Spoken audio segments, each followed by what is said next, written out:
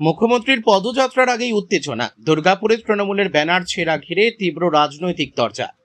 শুক্রবার দুর্গাপুরে মুখ্যমন্ত্রীর পদযাত্রার ঠিক আগেই তৃণমূল কংগ্রেসের ব্যানার ছেঁড়াকে কেন্দ্র করে এবিএল হাসপাতাল গেট চত্বরে ছড়ালো তীব্র চাঞ্চল্য ও উত্তেজনা।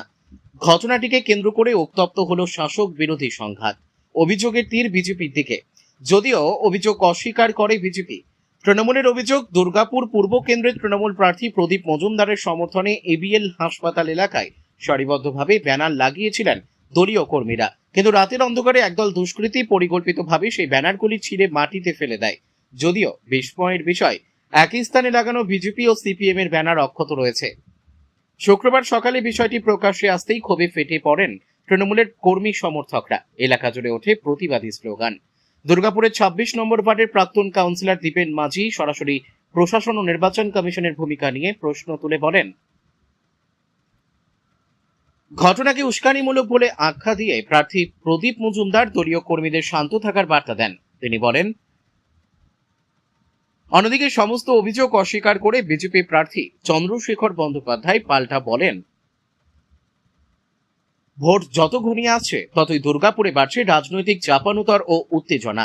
ভোটের মুখে এই ব্যানার যুদ্ধ আদতে শিল্পাঞ্চলের রাজনৈতিক অস্থিরতাকেই প্রকট করে তুলছে বলেই মনে করছেন ওয়াকিবহাল মহল। দুর্গাপুর থেকে বিধানচন্দ্র গাঙ্গুলির রিপোর্ট, বিগ নিউজ বাংলা। কি ঘটনা ঘটেছে বলতে, আমরা 15 তারিখ মানে বুধবার দিনকে আমরা এখানে ব্যানার লাগিয়েছিলাম। সেই ব্যানার কাল রাত্রি 11টা অবধি আমাদের ছেলেরা এখানে কাজ করতে, তখন অবধি ছিল। রাত 11টার পর তারা বাড়ি যায়। সকালে যখন তারা নিজের কর্মস্থলে যাচ্ছিল তখন দেখছে আমাদের ব্যানার এখানে পড়ে আছে। তারা আমাকে অভিযোগ জানায় যে এই ব্যাপার। আমি তখন এসে দেখি হ্যাঁ সত্যি ঘটনা তাই। তো আমি তো যথারীতি প্রশাসনের কাছে খবর নিলাম ব্যাপারটা কী আছে। তো ওনারা বলছেন হ্যাঁ নির্বাচন কমিশনের লোক এসেছিলো, তারা এসে খুলে দিয়ে গেছে। আর যদি নির্বাচন কমিশনের লোক এসে খুলে দিয়ে যায় তাহলে এই যে যেখানে আমাদের ব্যানার সেখানেই দেওয়াল লিখন, কিন্তু সেই দেওয়াল লিখন কিন্তু মোছা হয়নি এবং রোডের উল্টো পাড়েই রাম বাম দুজনেরই রয়েছে, তাতে কোনো দোষ নেই। ঠিক আছে, যদি সেটাই হয়ে থাকে আমরা ওই রাম বামের মাঝে আমরা ঢুকবো, কারণ আমাদের লড়াই এবং ফেস্টুন ছিঁড়ে তো নির্বাচনে কোনো ফলের পার্থক্য করা যায় না, কিন্তু এগুলো সব উস্কানিমূলক প্ররোচনামূলক সব কার্যকলাপ, এগুলো অবাঞ্ছিত।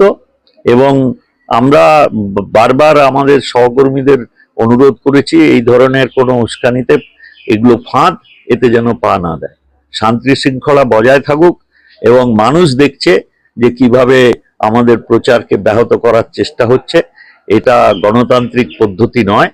আমরা এটা সমর্থন, যেমন আমরা নিজেরা কখনো কারোর প্রচারে বিঘ্ন সৃষ্টি করি না। আমি আশা করব বিরোধী দলেরও সেই ব্যাপারে সচেতন হবে। এই সংস্কৃতিতে বিজেপি বিশ্বাস করে না।